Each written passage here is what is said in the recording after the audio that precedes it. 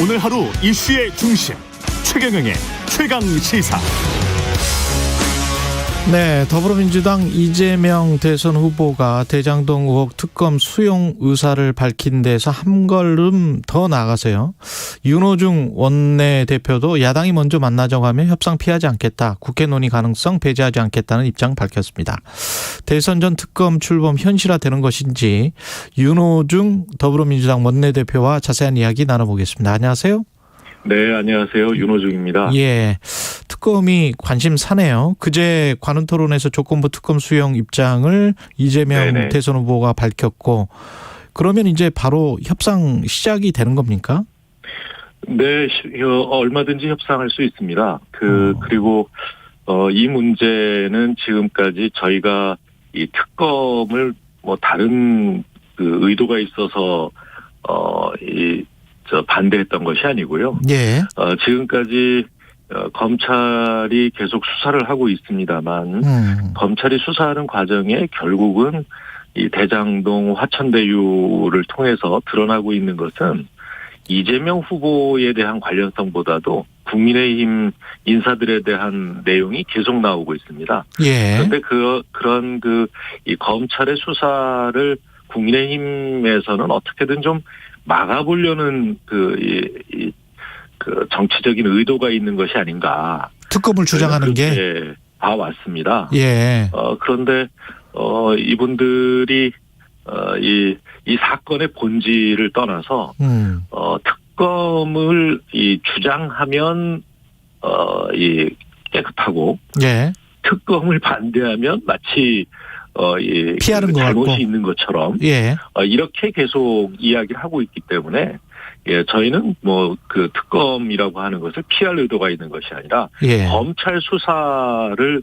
방해해서는 안 된다. 예. 라는 점을 계속 강조해 온 것입니다. 지금도 조건부라는 말씀을 하셨는데요. 예. 그 조건부를 우리 후보께서 이재명 후보께서 그 강조하신 이유는 대개 지금까지 특검이 논의되면 검찰이 이제 수사를 좀 중단하는 경향이 있었거든요. 예. 그러니까 검찰이 수사 중단하지 말고 철저하게 계속 수사를 하라는 그 특검을 하게 되면 그 특검으로 넘길 때까지 철저하게 계속 수사하라는 그런 의미를 더 강하게 가지고 있다. 이렇게 해석을 하시는 게 옳을 겁니다. 그러니까 특검이 국회에서 통과되기 전까지는 검찰이 전방위적으로 다 수사를 해야 된다. 네네, 그렇습니다. 그리고 이제 특검법이 통과가 되면 거기에 어떤 그 수사 대상이랄지 그 범위는 또 같이 주어지잖아요.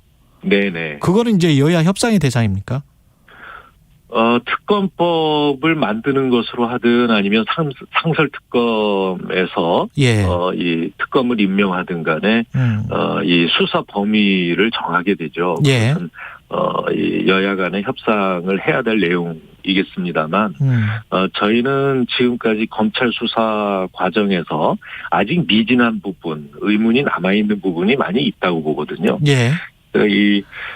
검찰 수사에서 어느 쪽이 제일 수사가 잘 안 됐느냐 하면 사실 그 곽상도 의원 이 아들이 50억 퇴직금 받았는데 그 부분에 대해서도 제대로 수사가 안 됐고요. 그다음에 검사 출신들이 여러 명 관련이 돼 있습니다. 법조 카르텔, 이른바 50억 클럽이라는 뭐 박영수 전 특검을 비롯해서요. 거기다가 또 이 대장동 사건의 첫 시작인 부산저축은행의 이 불법 대출이죠. 여기에 대해서 부실 수사가 진행됐다. 그 당시에 윤석열 후보가 이 대검 중수부의 과장이었다, 중수과장이었다라고 하는 부분의 의혹을 제기했음에도 불구하고 그런 부분 제대로 안 됐고요. 또 윤석열 아버지 집을 김만배 씨의 누나가 매입한 그 배경은 뭔지 이런 것들이 오히려 더 수사가 안 돼 있습니다. 이런 부분들까지 다 함께 수사가 돼야 된다. 이렇게 저희는 생각하고 있습니다. 예, 다 수사를 하자. 그래서 국민의힘 김기현 원내대표와 특검 처리를 위해서 당장 만나자는 거죠? 예, 어제 김기현 원내대표가 만나자고 했다고 합니다. 예. 저는 이제 그 만나자는 연락을 받기보다 만나자고 연락했는데 그 응답이 없다라는 기사를 먼저 보게 됐는데요. 예. 이 저한테 제안도 안 된 상태에서 응답이 없다고 이야기하길래 이건 또 무슨 일인가 했어요. 제안도 그래서 없었다? 예. 네네.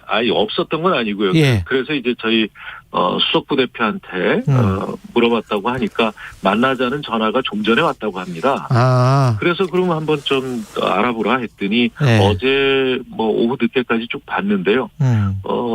우리 김기현 원내대표가 충청도에 뭐 일정이 있어서 내려갔다는 겁니다. 예. 이렇게 제안도 제대로 안 하고 당장 뭐 오늘이라도 만날 수 있다고는 해놓고 지방으로 가버리는 이게 누가 피하는 건지 잘 모르겠습니다. 예.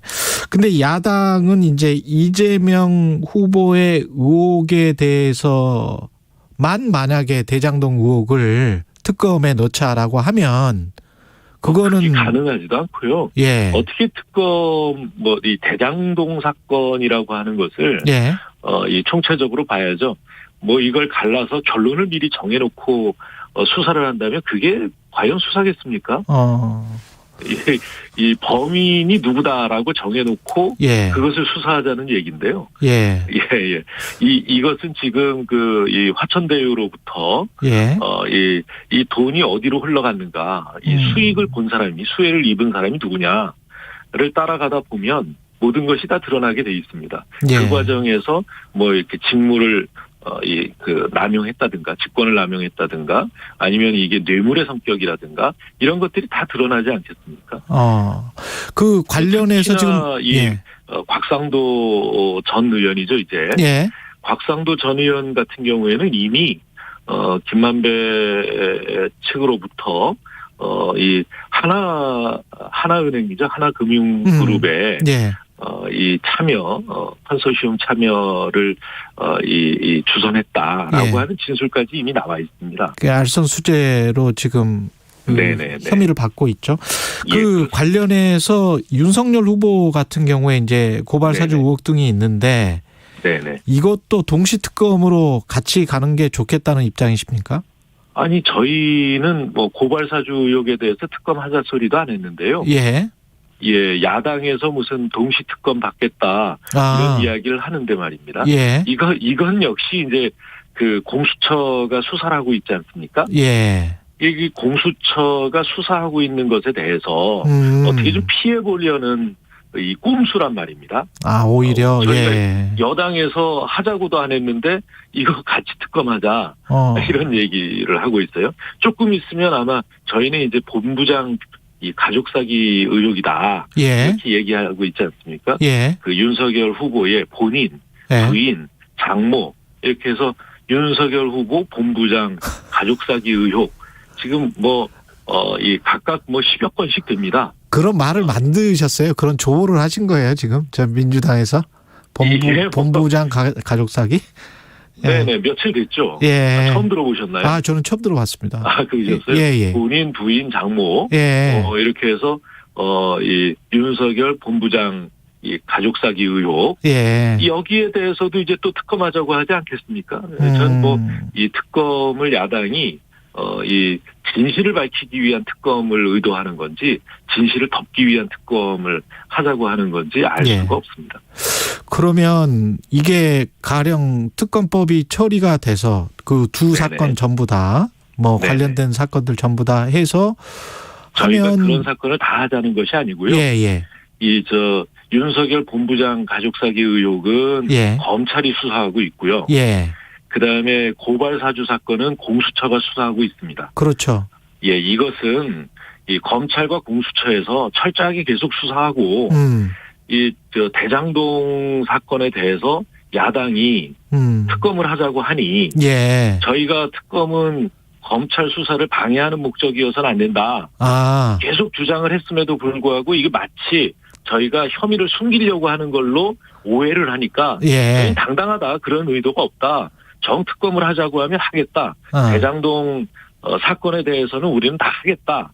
이런 얘기를 하고 있는 겁니다. 그러네요. 그러면 이제 네. 결국은 대장동이라도 하겠으니 검찰 수사는 검찰 수사대로 하면서 네, 이라도가 아니라 대장동 사건은 정말 큰 사건입니다. 예, 아니요. 고발 사주는 안 해도 된다는 말씀이시잖아요, 지금. 안 해도 된다가 아니라 고발 사주는 지금 공수처 수사 결과를 놓고 봐야죠. 그러니까 그게 하고 있으니까 그거는 놓고 네네. 봐야 되겠다. 네네, 그렇습니다. 알겠습니다. 그러면 이게 특검 수사든 공수처든 아니면 검찰이든 간에 대선 전에 3월 9일 전에 이게 끝날까요? 예, 그것은 지금 굉장히 대선 선거에 국민들께서 판단을 하시는데 대단히 중요한 사건들이 진행되고 있는 것 아니겠습니까? 예. 예, 이런 부분에 대해서는 저는 검찰이 됐든 공수처가 됐든 아니면 앞으로 특검이 됐든 이 국민들께서 정말 이 대선에 올바른 판단을 하실 수 있도록 그 전에 수사를 제대로 해야 된다. 그래서 이 국민들께 그 의혹의 진상이 무엇인지 밝혀주셔야 된다. 저는 그렇게 생각합니다. 또 그렇게 돼야 되고요. 알겠습니다. 다음 이슈로 좀 넘어가서요. 전국민 일상회복 방역지원금이라고 이제 새로 명명을 해서 내년 예산에 반영을 하겠다고 민주당 결정한 거잖아요. 그죠? 네네. 예. 국민의힘에서는 매표행위다. 포퓰리즘이다. 뭐 이렇게 이제 비판을 하고 있고. 어떻게 생각을 하세요? 이 방역지원금이 내년 1월에 꼭 지급돼야 되는 이유는 뭘까요? 예, 지금 이제 위드 코로나로 전환해 가면서요. 예. 단계적으로 일상회복을 하고 있지 않습니까? 예. 일상회복을 하면서 이 방역의 책임이 상당 부분 국민들 이 개개인에게 방역의 책임이 가고 있습니다. 지금까지는 이제 정부 또 이 거리두기라든가 이런 것들을 통해서 이 행정명령이 우선했는데요. 예. 이 마스크를 쓰는 것서부터 이렇게 어떤 이 지침이 있기보다는 스스로 방어를 해야 되는 거죠. 그래서 이런 부분들에 대해서 좀 도움을 드리고, 그 다음에 또 지금까지 거의 2년 가까이 코로나와 싸워 오시느라고 국민들께서 많은 이 방역 물품 구입을 위한 지출을 해오셨습니다. 이런 부분들에 대해로 이제 우리가 부족해진 어떤 소비 여력이랄까 이런 것들도 이제 보충을 해드리기 위해서 일상 회복을 지원하는, 그래서 전 국민 일상 회복을 지원하는 지원금을 드리자라고 하는 제안을 드리게 된 것입니다. 재원과 관련해서는 기획부총리는 여전히 기재부의 부총리는 여전히 안 된다라고 이야기를 하고 있지 않습니까? 네, 지금까지 이제 재정당국은 항상 그래왔죠. 예. 내년에 가서 상황을 봐서 추경을 해야 될 필요가 있기 때문에 대개 이렇게 연말이 되면 이 내년 세수를 일테면 충분히 늘려잡기보다는 자꾸 이 축소해가지고 뭔가 이렇게 뒷주머니를 차는 경향이 있습니다. 그래서 이제 내년에 어떤 추경 수요에 대응하겠다. 예. 이런 생각이 강하거든요. 예. 그런데 지금 그렇게 안이하게 볼 것이 아닌 게 내년 3월에 대선이 있지 않습니까? 그 다음에 또 6월에는 지방선거가 있어요. 예. 그래서 내년으로 이제 넘겨놓고 내년의 수요는 그때 가서 이 위기의 진전 정도에 따라서 결정하자. 이렇게 하면 내년 6월이 끝날 때까지 아무것도 못합니다. 그때 돼서 이제 이 국회도 그렇고 정부도 그렇고 재정 대책을 세우자라고 하면 이미 7, 8월 넘어가는 것이거든요. 그렇기 때문에 내년 정반기 전체를 놓고 이 필요한 부분은 지금 미리미리 결정해서 예, 그래서 우리 국민들은 물론이고 경기에 미치는 영향까지도 고려해서 이 지원 이 정도라든가 이런 것들을 결정해야 된다라는 게 저희 입장인 겁니다. 그러니까 재난지원금을 지원해서 어떤 경제적인 효과랄지 뭐 네네. 자영업들이 좀 도움을 받게 된달지 뭐 이런 것들이 구체적으로 수치로 나온 게 있습니까? 예, 그것은 이제 매번 KDI나 이런 데서 이제 분석을 하고 있는데요. 예. 가장 효과가 높았던 것은 2000년 3월입니까? 2000년 3월에 지급됐던 전국민지원금이었다라고 예. 하는 것은 지금까지 이제 공론화되어 있는 것입니다. 그리고 이제 예. 그 소상공인 또 예. 골목상권 자영업자들의 피부로 느끼는 것들도 마찬가지였고요. 예. 근데 이걸 하려고 하면 이제 세금 유예, 납부 유예를 해야 되는데 김기현 원내대표는 민주당이 추진하는 세금 납부 유예를 만약에 정부가 동의하면 직무유기, 업무상 배임죄로 고발하겠다. 이런 입장이거든요. 예. 그러면 벌써 고발을 했어야죠. 지난 8월 26일 날 예. 이 코로나 상황에 따른 이 3, 4분기 이 납부 유예를 하차례 이미 정부가 발표를 했죠. 예. 예, 그래서 내년 세수로 넘어간 것이 한 7조 이상 됩니다. 예. 이미 그렇게 넘어가 있고요. 또 지금 이제 또 11월 말까지 예상돼 있는, 그러니까 예정되어 있는 그 소득세 그 중간 납부 이런 부분들에 대해서도 이 과세 유예, 납세 유예를 할 수 있다라는 것이 이제 저희의 주장이고요. 예. 당연히 이것은 그러니까 합법적으로 이 국세징수법과 그 시행령에 따라서 예. 이 행정 권한을 가지고 있는 네. 국세청장의 결정으로 할 수 있어요? 예, 징수유예나 또 납부유예 이런 것들이 가능합니다. 근데 왜 홍남기 부총리는 국세징수법에도 저촉된다 이런 말을 했을까요? 저촉된다는 것을 이 여당에서 주장하는 것이 저촉된다라는 말을 표현한 것이 아니고요. 예. 예, 그렇게 법을 벗어난 그 이 납세 유예는 불가능하다라는 아주 원론적인 얘기를 한 것이죠. 법을 벗어난 납세 유예는 불가능하다. 그렇게 해석을 하는 거예요. 그러니까 여당이 주장하는 것이 불법이라고 이야기한 것이다. 이렇게 해석을 하는 겁니다. 아, 그렇군요. 네네. 예. 당연히 경제부총리로서는 예. 이 재정 당국의 책임을 맡고 있고요. 예. 정부의 이 예산안을 국회에 제출했지 않습니까? 예. 그러면 이제 내년도 세입 규모나 세출 규모를 정부가 결정해서 제출한 그대로 통과시켜 달라라고 예. 하는 것은 당연한 입장이고요. 또 그게 의무지 않습니까? 예. 예, 경제부총리로서. 예. 그 의무를 지금 다하고 있는 것이고요. 그러한 견지에서 이 발언한 것을 이게 이 합법이니 불법이니 저쪽에서 왜곡해서 해석했다. 네, 국민의힘이 해석하면 안 되죠. 예. 이재명 후보 마지막으로요. 가상자산 네네. 소득에 대한 과세 시점을 내년에서 1년 유예하자 이렇게 이야기를 네네네. 했고 이거는 어떻게 보십니까? 그 발표를 하셨는데요. 예.